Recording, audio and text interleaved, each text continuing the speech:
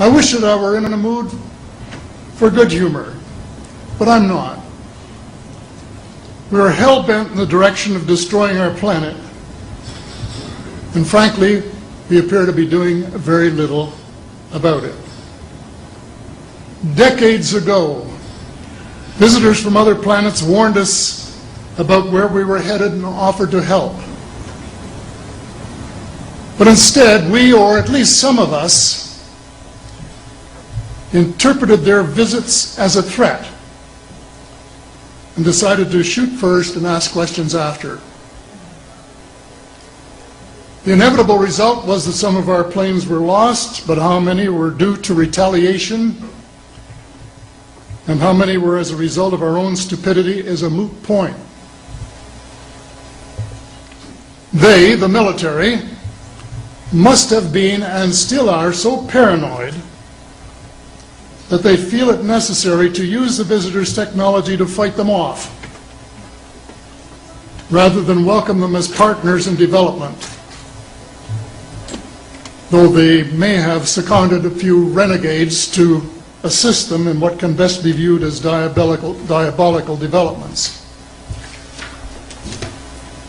Stephen has said that talking about UFOs is passé, and that we should be talking or limiting our talk to exopolitics. Well, Stephen, I agree with you in theory, but in reality we have a problem when official U.S. policy insists that UFOs don't exist.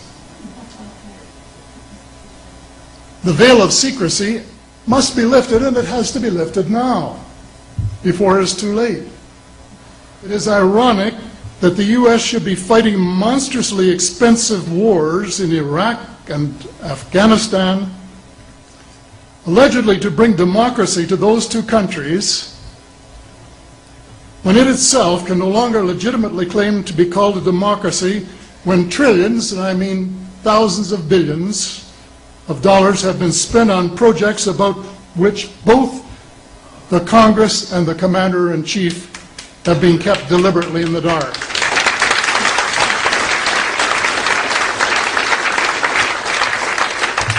How much has been accomplished in 60 years of feverish activity by some of the most educated minds in the United States?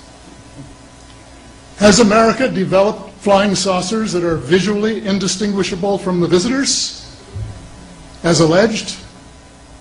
And if so, what do they propose to do with them? Even more critical, what progress has been made in the development of clean energy sources that could conceivably replace fossil fuels and save the planet from becoming a veritable wasteland? Well, who has the answers? Someone does, but apparently they aren't telling either secretaries of defense or presidents because they don't have, quote, a need to know. In a story told by Dr. Stephen Greer, President Clinton was asked a question by White House reporter Sarah McClendon about why he didn't do something about disclosure. And Clinton replied, "Sarah, there's a government inside the government, and I don't control it."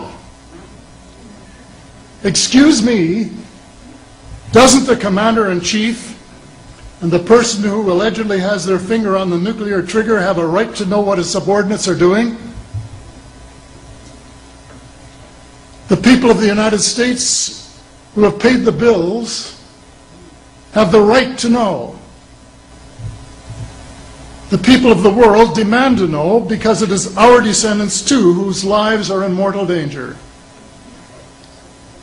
It is time for the people of the United States to launch a new war against the evil of lies, deceit, and darkness, and go all out to win the victory of truth and transparency and light. Thank you.